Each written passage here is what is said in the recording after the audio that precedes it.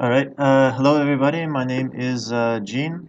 So I am, I guess, I don't know how to present myself. I guess I'm the curator of the Xinjiang's Victims Database at Shahid Biz. And I am someone who's lived in Xinjiang for, I guess, a fairly long time, about 5 years.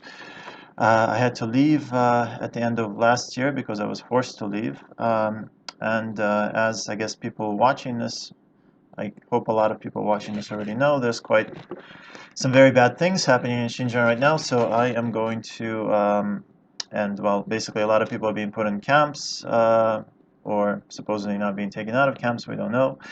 But basically the whole place is a big camp, and a lot of people have disappeared. So I am going to testify today for three of these people. These are people I know.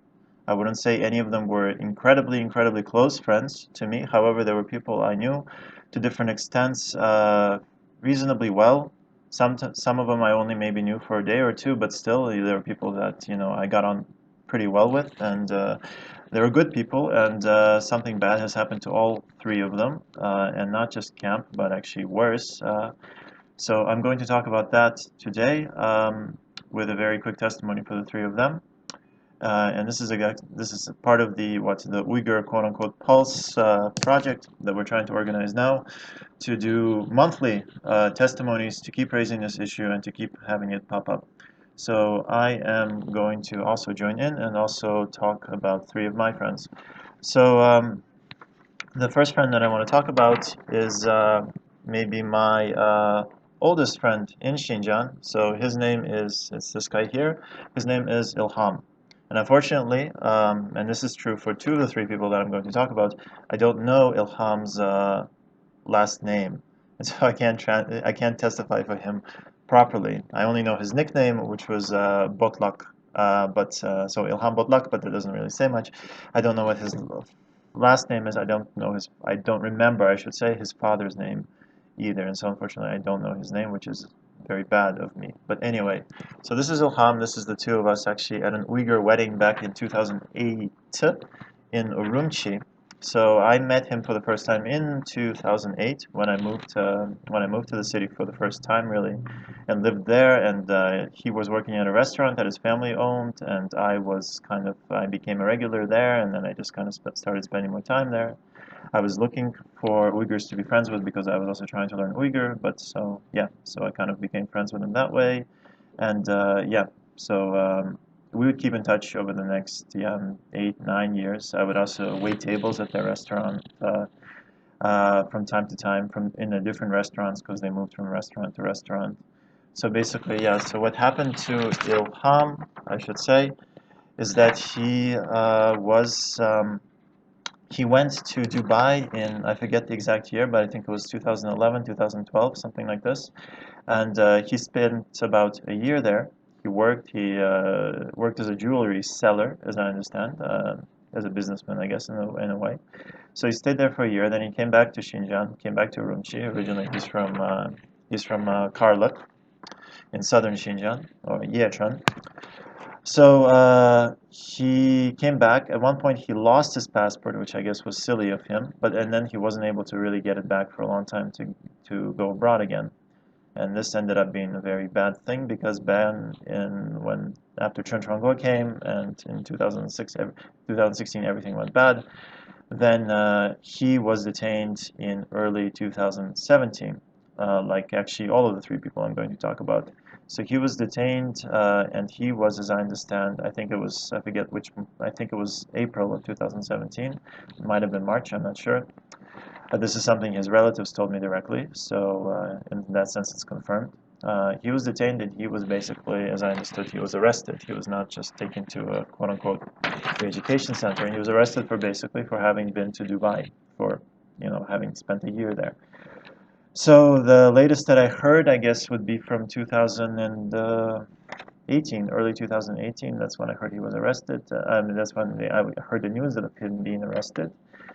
And then I heard that he was basically in prison back in Karluk in southern Xinjiang, and his mother could visit him, as I understood, but nothing else. And there's been no news since.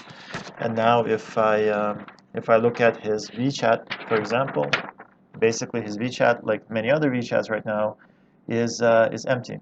So normally there would be things here. I don't think he didn't delete me, he didn't unfriend me, I don't think. But or maybe he did, I don't know. But basically this whole thing is now empty. And then there's been no news of him, and I don't know where, or where he is now. Probably maybe still in that prison, and I don't know if he's still alive even, because yeah, there's not a lot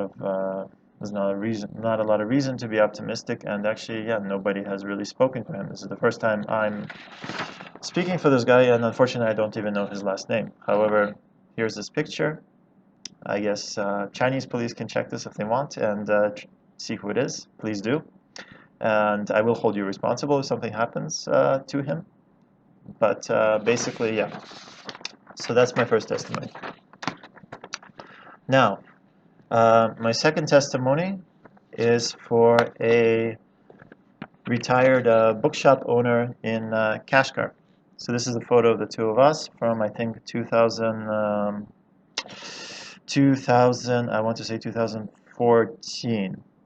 So his name is Abdulghani Abdullah, and in this case, we went through the trouble. We managed to find his full name, so I know his full name. It's Abdulghani Abdullah, or I think Abudu Aini Abudullah in Chinese. And so he had a bookshop that sold a lot of great Uyghur literature and a lot of really old books as well. And it was in Kashgar in the old city, and it was close to the post office, and it was right, if you know I think in Uyghur it's called Qum Darvaza, Qochsi. So this is like, I think that might be what they call the musical instruments streets as well. It's basically in the old city. It's one of the touristic streets, and there's a lot of craftsmen there. There's a lot of like people making stuff out of metal, a lot of shops that sell music instruments, and it's at the very end of the street. If you walk south until you hit Remin Shilu, it's almost right at that intersection is where his bookstore was. And so this is a place I really liked. I came there quite a lot because it had a lot of interesting literature. I've gotten a lot of books from there over the years as well, for myself, for other people as well. And Abdurrahim was always a very nice guy. He's also somebody who really loved books. And basically, he also disappeared in early 2017. And so this is basically his WeChat. So this is the name of his bookstore. So Tecelli.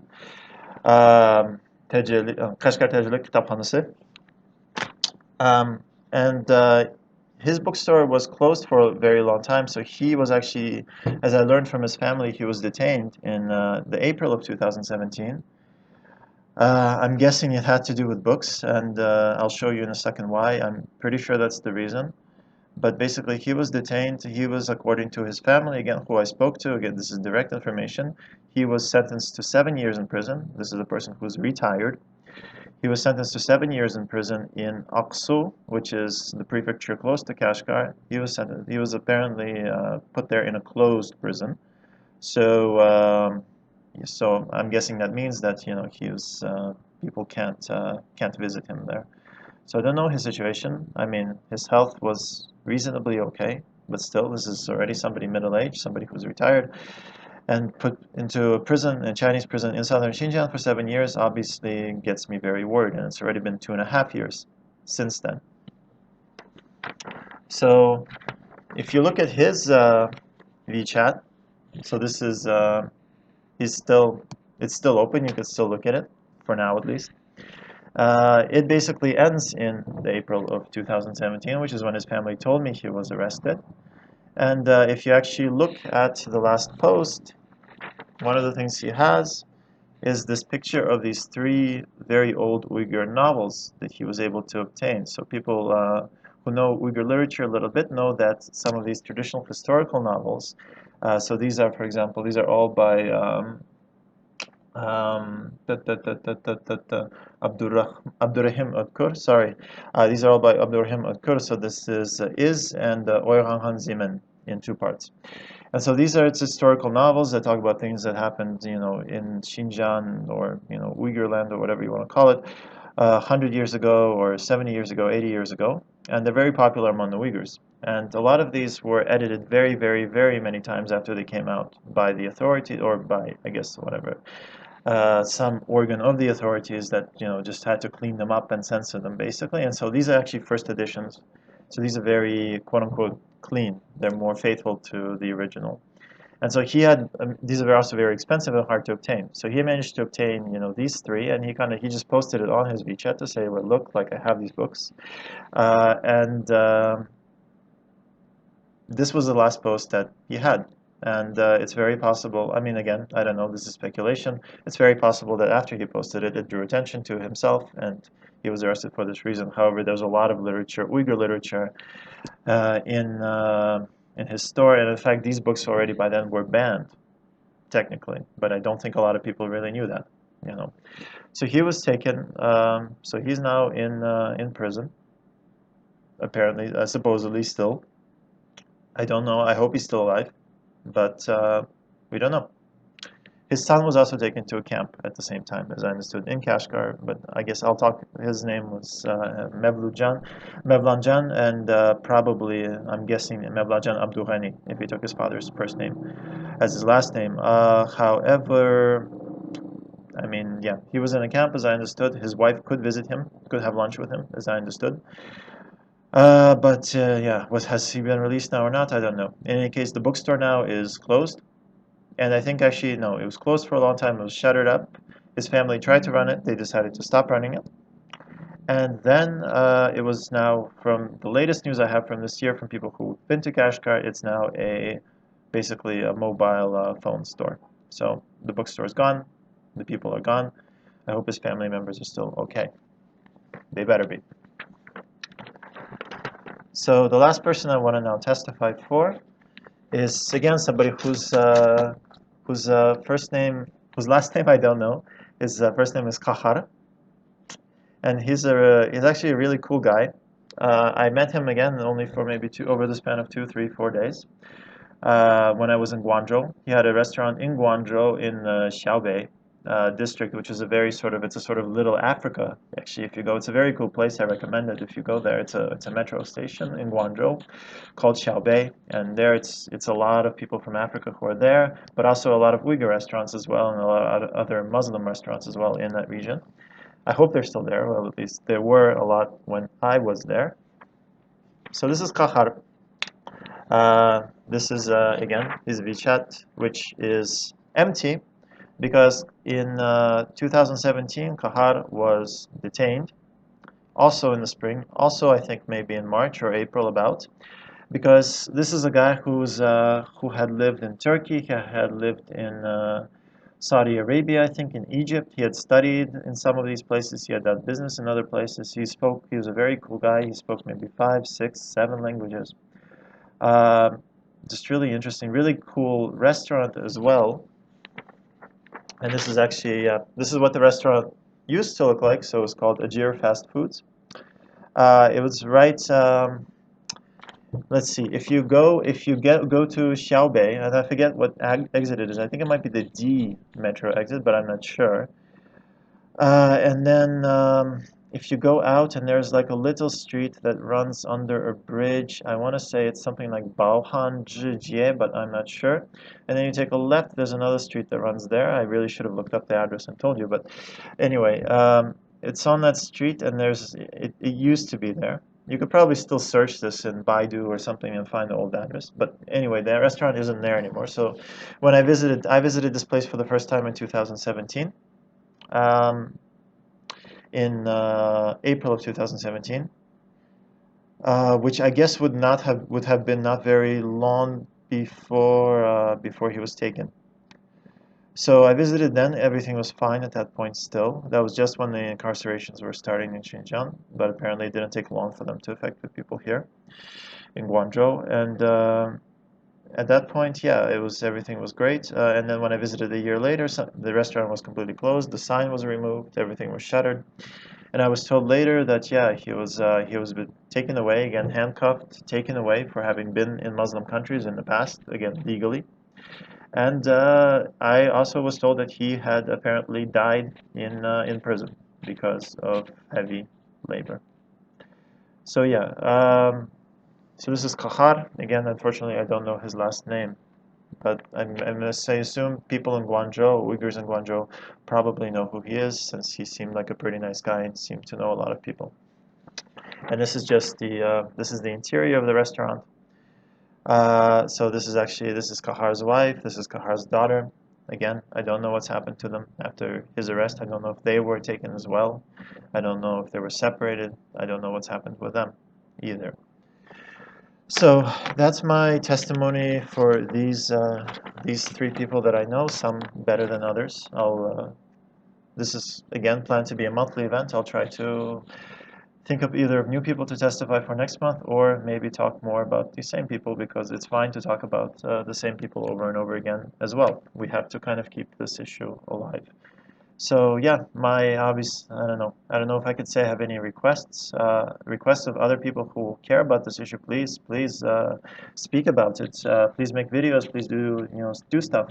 It's not very hard. This is now 16 minutes, I guess, that this has taken me. Okay, it took me 10 and 20 minutes to go to the print shop and print out all those photos. Fine. But it's not a lot of time. And it gets this message out there, and it's important. So please use your voice. Please raise this issue. Please don't be afraid of don't be afraid of yourself. Certainly, things are so bad now that there is no room for fear. You should just be extremely angry about what's happening. And don't be afraid for the people there, because as evidence has shown, actually, it's the Chinese government that should be quite afraid of us speaking about it. And they should be very afraid, and they are apparently very afraid of people being spotlighted, of people being highlighted in that system. So please talk about the victims. Don't be silent on this. It won't help anybody. It probably won't help you either. And yeah, of the Chinese government, I don't know if I have any requests, since I mean, I think you guys are probably going to hell for what you're doing. Almost certainly, you're not going to get away with this. But I mean, you will burn much longer if you don't stop this soon. So kind of stop. Do something about your country. Do something about this policy, and try to return things back to normal. I guess. So I'm not so optimistic about you, but do people in the Chinese government do try to make this system change sooner, because otherwise the consequences are going to be even worse, not just for you but for everybody. So I guess that's my testimony. All the best.